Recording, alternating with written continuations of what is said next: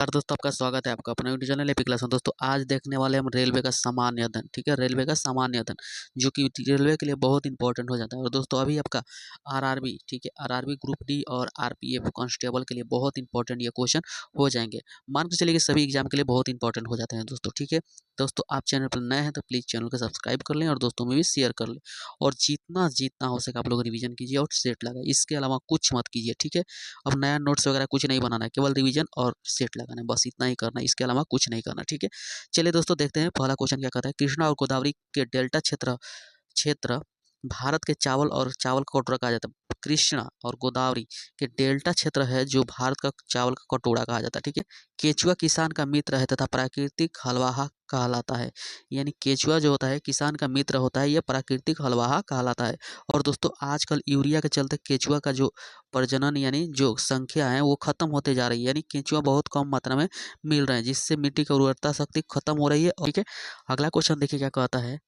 अगला क्वेश्चन यहाँ पे कह रहा है, मिट्टी की उर्वरता बनाए रखने के लिए फसल चक्रण की पद्धति अपनाई जाती है। फसल चक्रण आप लोग समझते हैं, फसल चक्रण होता है क्या है, जैसे कि फसल को अलग अलग प्रकार से रोपा जाता है। जैसे अभी आपका दलहन फसल रोपा जाएगा, कभी आपका क्या खरीफ फसल रोपा जाएगा, कभी आपका रबी फसल, ये आपका फसल चक्र होता है। ठीक है, इस तरह से रोपा जाता है।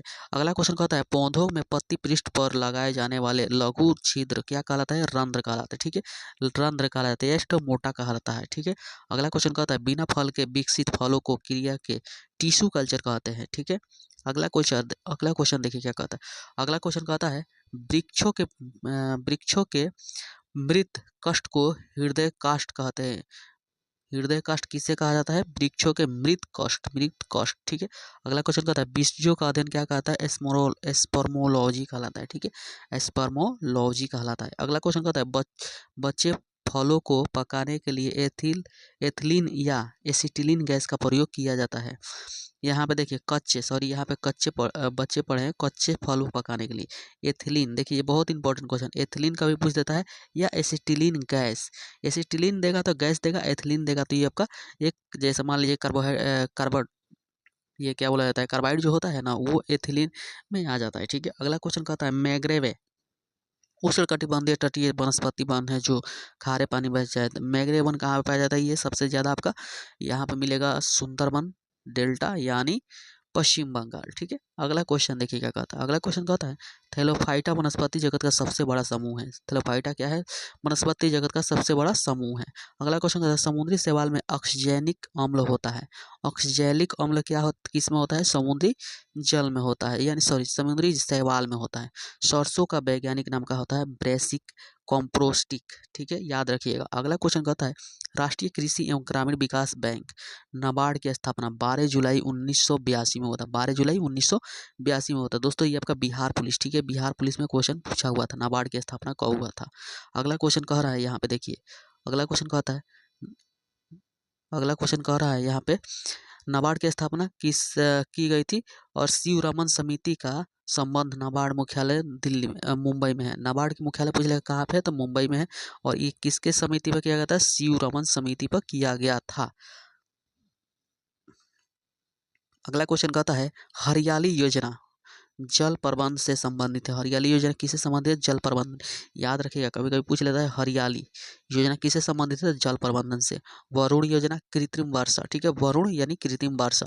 अगला क्वेश्चन कहता है, राष्ट्रीय जल नीति ये कब लाया गया था, लागू किया गया था 1987 में लागू किया गया था। याद रखिएगा 1987। अगला क्वेश्चन देखिएगा कहता है, अगला क्वेश्चन कहता है, कैल्शियम अमोनिया नाइट्रेट को किसान खाद कहते हैं। ये क्या कहा जाता है, इसे किसान खाद कहा जाता है। कैल्शियम अमोनिया नाइट्रेट को किसान खाद कहा जाता है। अगला क्वेश्चन कहता है, वन शोधन संस्था कहाँ पे है, ये आपका देहरादून। याद रखिएगा, वन संशोधन देहरादून। ठीक है, सर्वाधिक पशुपालन वाला राज्य कौन हो जाएगा, उत्तर प्रदेश। सर्वाधिक जनसंख्या वाला राज्य उत्तर प्रदेश, याद रखिएगा। ठीक है, तीसरे नंबर पर सबसे बड़ा राज्य कौन हो जाएगा, उत्तर प्रदेश। पहला नंबर पर मध्य प्रदेश, उसके बाद से क्या आता है, महाराष्ट्र आता है, उसके बाद से उत्तर प्रदेश आता है। ठीक है, याद रखिएगा। और जनसंख्या घनत्व पूछ देगा तो आपका बिहार हो जाएगा। ठीक, अगला क्वेश्चन कहता है, केंद्रीय पशु चिकित्सा अनुष्ठान संस्थान उत्तर प्रदेश में इंजतनौर यानी बरेली में स्थित है। ठीक है, पशु चिकित्सा अनुष्ठान। ठीक है, याद रखिएगा।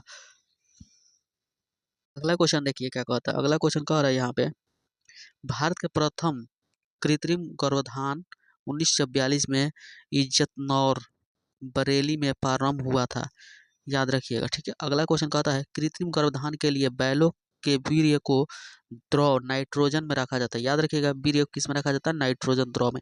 देखिए कभी कभी ये लोग आता है जो सीम वगैरह डालता है, ठीक है, उसको निकालेगा तो उससे भाप जैसा निकलता है, ठीक है, वो नाइट्रोजन होता है।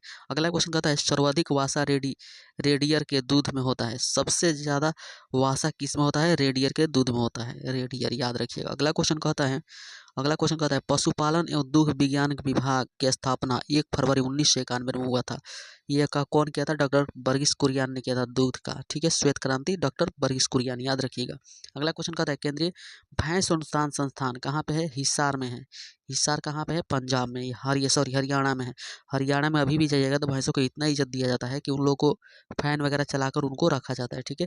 जबकि केंद्रीय बकरी अनुसंधान संस्थान मखदूम में है, मखदूम यानी उत्तर प्रदेश। अगला क्वेश्चन कहता है सर्वाधिक दूध देने वाले बकरी, यहाँ में सर्वाधिक दूध देने वाला बकरी कौन हो जाएगा, जमुना परी हो जाएगा, ठीक है, जमुना परी, तथा भैंस पूछ लेगा तो मूरा हो जाएगा, ठीक है, मूरा।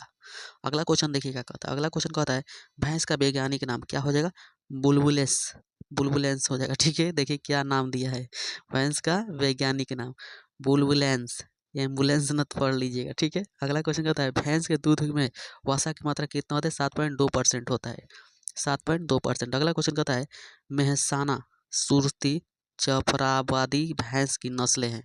देखिए मेहसाना, सुरती, मुरमुरा और जफराबादी ये क्या है, भैंस की एक नस्ल है, ठीक है। और भारत में गायों को क्या कहा जाता है, टी कॉप काऊ, जबकि बकरी को गरीबों की गाय कहा जाता है।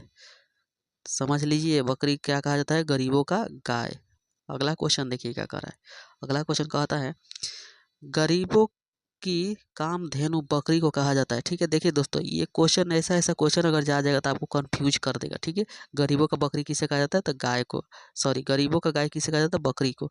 यहाँ पर देखिए बकरी का वैज्ञानिक नाम क्या हो जाएगा, कैपरा हिरकस, ठीक है, याद रखिएगा। सालेन नस्ल स्विट्जरलैंड की बकरी है, ये देखिए सानेन नस्ल, ये जो कहाँ की बकरी है, स्विट्जरलैंड, याद रखिए। बकरी है विश्व के दूध की रानी कहा जाता है, सानेल नस्ल बकरी को क्या कहा जाता है, विश्व के यानी दूध की रानी कहा जाता है। एंग्लो न्यूबियन बकरी जो जर्सी कहा जाता है, देखिए जर्सी बकरी भी है, जर्सी गाय भी होती है, जो कि गाय बहुत ज़्यादा दूध देती है लेकिन दूध बहुत पतला होता है, ठीक है। अगला क्वेश्चन देखिए क्या कहता है, अगला क्वेश्चन यहाँ पे कह रहा है गाय का नाम, वैज्ञानिक नाम क्या होता है, बॉस इंडिकॉस हो जाएगा, ठीक है। अगला क्वेश्चन कहता है गायों की सबसे अच्छी नस्ल कौन हो जाएगा, काकरेज हो जाएगा, ठीक है, काकरेज। अगला क्वेश्चन कहता है विश्व पशु दिवस 4 अक्टूबर को मनाया जाता है, ठीक है। अंगोरा ऊन खरगोश से तथा पश्मीना ऊन बकरी से प्राप्त किया जाता है। देखिए अंगोरा ऊन खरगोश से प्राप्त किया जाता है और पश्मीना किससे प्राप्त किया जाता है, बकरी से, याद रखिए ये क्वेश्चन पूछता है। अंगोरा किससे प्राप्त किया जाता है, खरगोश, खरगोश से कौन सा ऊन प्राप्त किया जाए, अंगोरा। और पश्मीना से क्या, पश्मीना ऊन किससे प्राप्त किया जाता है, बकरी से, याद रखिएगा।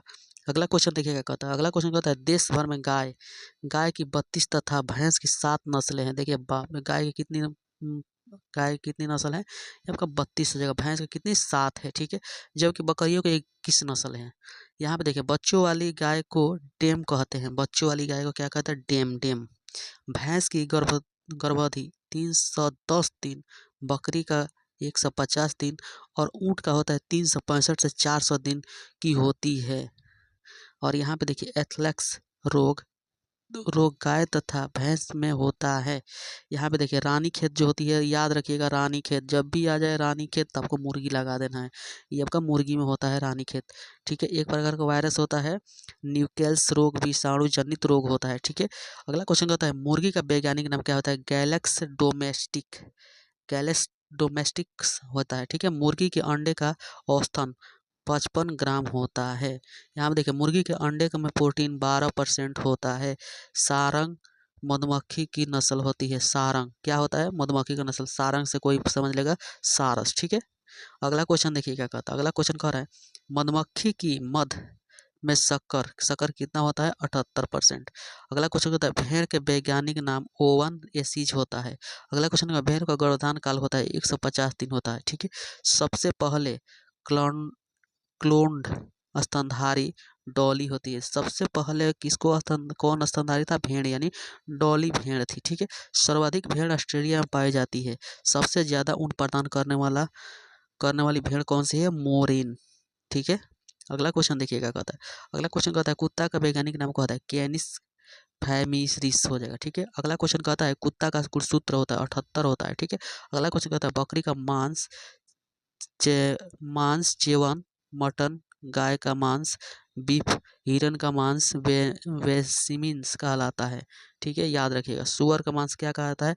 पोर्क कहलाता है, ठीक है। टोमॉर्थ का मांस क्या कहलाता है?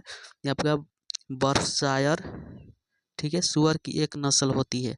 अगला क्वेश्चन देखिए क्या कहता है। अगला क्वेश्चन कहता है मांस उत्पादन के लिए पाए जाने वाले मुर्गियों को ब्रायलर्स, यानी जो नहीं हम लोग बोलते हैं ये तरफ जो व्हाइट वाला मुर्गा होता है या मुर्गी होती है मुर्गी फार्म में, उसे ही कहा जाता है ब्रायलर्स, ठीक है। अगला क्वेश्चन कहता है सारंग मूंगा खैरा मधुमक्खी की नस्लें होती है, ठीक है।